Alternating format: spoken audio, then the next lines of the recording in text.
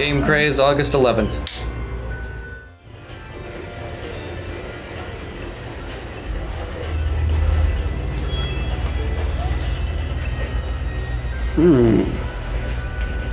So what do you think, man? Yeah, it's a nice setup for sure. Let's just see what we got here. Some commons.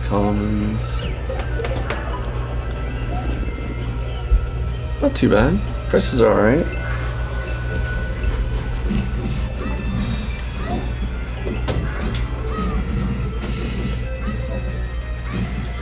Pinball's definitely a lot cheaper here than what we paid for it. How does it compare to some of the Canadian prices that we've come across?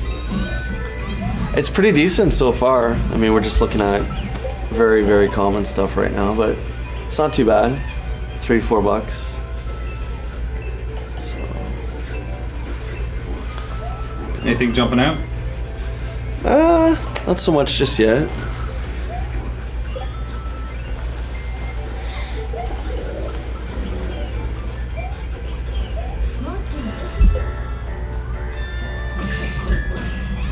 Were there any particular games you're looking for?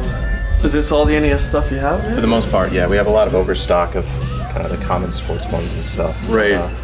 We've recently had nice little gluts of ones coming in, like we had the other day. I think we had Bonk's Adventure and... The other day you had Bonk's Adventure. Yeah, and Tenjin Tetris. It was like the coolest two-hit combo. Like, I think someone was going around doing garage sales and just coming in to sell them. Right, You see that a lot, so it kind of like condenses them.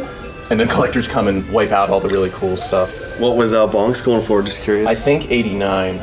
I know online 89? it goes pretty brutal, and even that's pretty, to me, seems high, but I see it go for more. So you guys aren't gouging people? We try not to. Certain games you'll see a little higher, and certain games you'll see much lower. It's kind of a balancing act. Right. I'm really just looking for some rare stuff right now. Okay, gotcha. Just get those. Get those ones. That's the tough stuff. I've come across a bunch of places that have tons of commons for really reasonable prices. Right. Not that yours are great too, but you guys do any deals with the commons? Like in general, we'll do like sometimes special deals like buy two get one free or buy one get one free. Right now, I think it's just normal pricing. We do all our pricing in the computer system, and we just try and have it consistent so at least people know kind of what's what. So there's no like negotiating the prices. Not so here? much, unless they're unless we're doing a special, we keep them solid. Okay. I mean, if like condition plays in, we can knock some price off. What's M.A.S.K going for there? I don't see it. I guess it's $3.99 for that one. That one is $3.99. And the back sticker looks pretty alright. So, is there any deals with these then? Like no, like their price is marked. Just so. It is. There's no buy two get one free kind of deal. Not right now. No. Okay.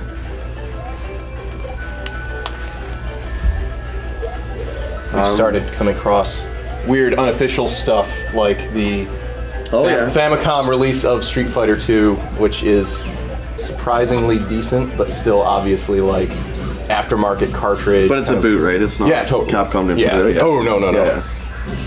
Well, I'll take that one for sure. Okay, that's one I've been looking for. Don't know. I don't know.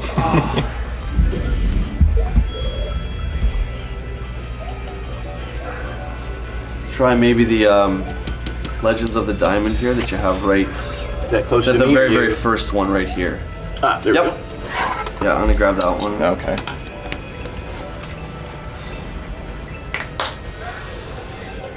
If you need to just knock some of the commons out of the way, I might actually have a promo SKU in the computer where it's like buy two get one free, whatever the cheapest one is, so you can get a few more. Man. Yeah, a few more than you might be able to get. I'll definitely look at buying a bunch if you can do that for me. Yeah, that'd be no problem. Yeah, if you can go check that out for me, that'd be great. Yeah, for sure.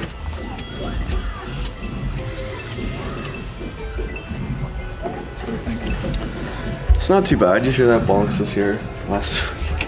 $89. What's it usually go for? Bonks? 3-4. Yeah.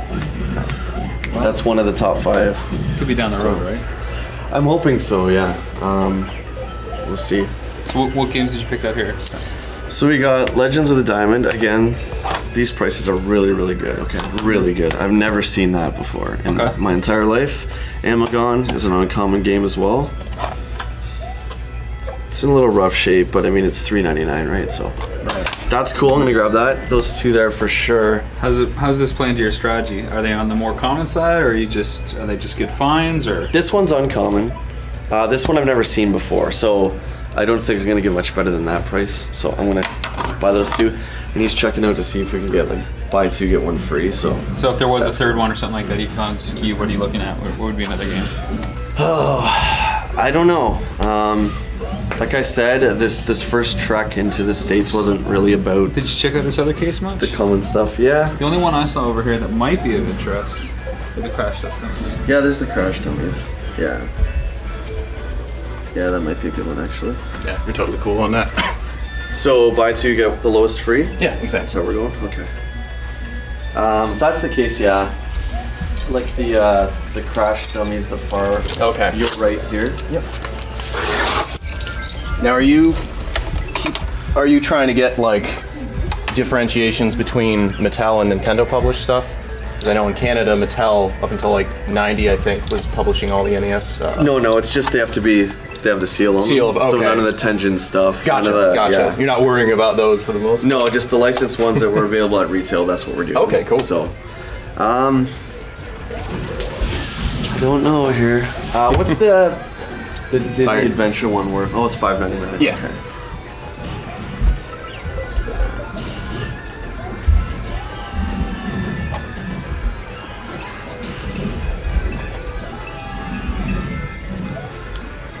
Did you play a lot of these growing up? Like. Oh yeah. I grew up with the NES. Yeah. Still my favorite system. How about you? Oh, I was 4 years after the fact because we didn't have a ton of money in my household. Right. But like, I was playing NES when most people were probably playing Genesis or whatever. Yeah. I loved it. But no, we see a lot of collectors come through who are interested in it for like almost the stock market effect of it, but didn't actually play any of the games. So I'm like, hey, did you play Captain Skyhawk? And they're like, I don't know what that is. So they're just buying it to resell, kind of thing? Yeah, which I'm not like enthusiastic about that, but well, it's selling bonks at 89. Clearly, you guys aren't. That's to get people in and aware of it because I know it goes for a lot more, but. Okay, nothing. You got nothing else, eh? Nothing in the back. No hidden gems. Unfortunately, no. No stadium events. Sure. Okay. Yeah. All right, I think I'm good. We'll get these three. Yeah. I'll let you up right up front.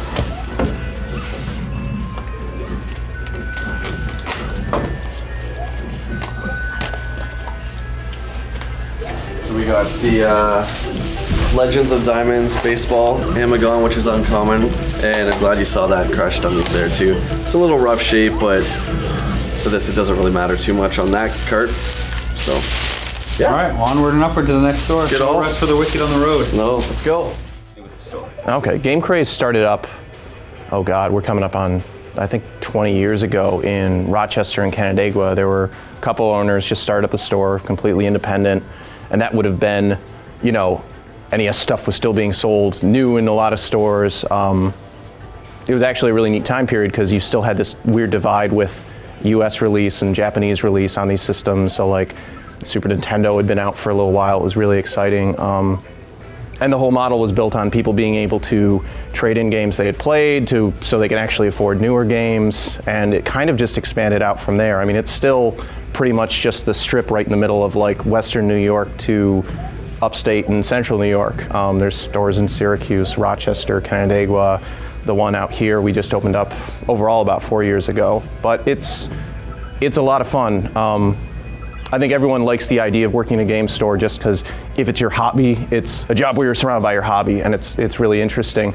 At the same time, it's not as fun as I think most people imagine. There's kind of this image of, oh, I go to work and I play games all day, but it is work, but it's really fun because half the time when someone walks in, you're going to hear how excited they are about something, how much of the history they've understood. And it's weird too because like with old Nintendo games, like you run into like 9-year-olds who have seen like James Rolfe's YouTube videos, and that's gotten them into it, and they're now growing up with the same kind of set of common experiences that you did. And it's weird because you're 27 years old and you're talking to this 9-year-old and you're kind of clicking with them. It's like, that's cool. And I don't know, there's not a lot of, even music, I feel like there's more of a generational divide than there is with video games. Right. I see that all the time, and that's kind of the weird thing. Like, it's not uncommon to see someone walk in with a stack of PS3 games because they really want to get Mario RPG, or they really want to get something back in 8-bit. Like, they, you know, even games that, honestly, like, if you played them at the time, they're not particularly great, but they're more novel now, because games are they're getting closer and closer to like reality. And you see these stylized games that are really neat, but most of it's like this gruff military setting. Everything's starting to kind of blend together. Like, they're all going for that same visual ideal. It's the same reason pixel art is so interesting now. It's the same reason people are trading in new stuff towards old stuff that should be the junk, but it's what people like. It's what young people and old, because you have people who grew up with it and it's nostalgia, and then you have this new generation of buyers and gamers and just people who, it's like secondhand nostalgia. It's weird, and I haven't had a chance to see that anywhere else. So what do you think it is about the NES library specifically that people are hungry for? I think it's a little more of a focus on adventure games. It's a little more of a focus on kind of goofy exploration. Like, most of these games don't actually have a lot of depth to them, but you're learning. Things aren't being spoon-fed to you. Like, at the time, you would probably need to read the instruction manual to know certain things. You would need to have that Nintendo Power to get the, you know, 5-page fold-out map of Mega Man or whatever to actually be able to learn this stuff. Games today, it's like, oh, press the X button to interact and do any number of things, like that context-sensitive thing. That's cool, and that's very cinematic, but people have movies, people have these cinematic experiences everywhere. So I think for some people, it's just coming back to, calling it simple isn't the right word for it, but just coming back to something where you have to learn a system of logic. You have to learn what this game maker was wanting you, what steps they wanted you to go through. So like, it's easy to make fun of them too, because they're kind of cumbersome. Like Legend of Zelda, it's like, oh, let me drop 1,000 bombs next to this mountain and find the one piece of rock that'll break away. It's not like it's like a different color. But that's fun in its own way. Like, if you have the free time to enjoy that, or it's a task that you can complete, but it's one that's not necessarily obvious. So, keeping in line with the games now, not necessarily versus, but in contrast to the games then, NES again specifically, I'll throw this word out there, and it's not a word that was how we thought of it back then. Okay. But talk about multiplayer on the NES. That environment and experience versus multiplayer nowadays, and you think maybe that's a reason people are... I think there's definitely a special kind of appeal to like this couch multiplayer, couch co-op experience. And like old Nintendo games, it was, you know, there weren't a ton of multiplayer games. I feel like there were more single player games than there were now, but you also had these, you know, co-op brawlers where you're playing like Battletoads or Turtles 3 or any of these games where you can sit on a couch and the person's right next to you. There's no, aside from the game, there's no technology between you. There's no barrier. With modern games, they're really interesting because they're connected, and it brings in this sense of, it's a sense of community, but there's a wall between you. Like, you can't see that other person, you can hear their voice, but you're kind of at the whim of your internet connection. I think it's a very different feel, and I think that's why Nintendo era multiplayer just feels more exciting. It creates a certain environment that people react to, as opposed to, you know, the Call of Duty multiplayer you see a lot. It's sort of, the game becomes playing the game, if that makes any sense. The game becomes, oh, I want to play online and this is the experience I have. With NES games, there was more of a difference between single player and multiplayer, even if the game was exactly the same between the two. And I mean, there were games where the 2-player mode was you took turns, but the game still recognized that. You still had the separate score. You still had, hopefully, a separate pool of lives, unless the game wasn't made with that. And then you yell at the other guy. But the NES era was famous for introducing a lot of codes. It wasn't something that really came out of the arcade era. There was glitches in arcade cabs and stuff like that, and kill screens, which ended the game, of course. But the NES era had a lot of codes. There's one code very specifically that a lot of people know very, very well. The Konami Code. So, while the cameras are rolling, can you tell us the Konami Code? Yeah, up, down, left, right, BA, and I played 2-player, so select start. So for, you know, in Contra, that specifically would be 2-player with the 99 lives. And you could put it in any number of games and you'd get different effects, but pretty similar to the same. And that's cool too, because I'll run into people who didn't grow up with these games, but just through like pop culture stuff, like they are aware of it, and it's really neat. And like, I was having a conversation with someone the other day where like we're realizing like, did I do my laundry this week? You can't remember that, but you're like, oh, blood code from Mortal Kombat 1, ABACABB. It's this weird like data bank in your head of what should be useless information, but I think because so many people have that same kind of experience, it's kind of like, again, you kind of have a moment. You realize this common experience, and it's really neat. Broad strokes, what makes Nintendo king of video games, or at least the go-to recognizable company or brand for video games? Describe it. It's an interesting question because it's one of the things Nintendo is kind of getting gruff for right now. I think the reason Nintendo is still so known for making quality games and making games that people love to play, even years down the road, they put a lot of effort into their platforms. They put a lot of technology into it. They were always the ones that made the best examples of video games for that system. Like there would be third-party games that would be fun or different or very impressive, but there was always this kind of stable of Nintendo titles that they put a lot of work into that did stand out, especially in the launch window, stood out from everything else that was out there. Because like looking in the Super Nintendo era, they came out with Mario World. That is still one of the best Super Nintendo games, with Nintendo just having this set of games that people were familiar with is really neat. Like the other companies, like when Sony came into it, as Sega was in it, Sega would always have really neat first-party stuff, but I think a lot of their strengths for the people who liked Sega was this emphasis on third-party support, on other companies making games for the platform, which is cool. I mean, you had all the EA Sports titles. That was a big sell for people at the time.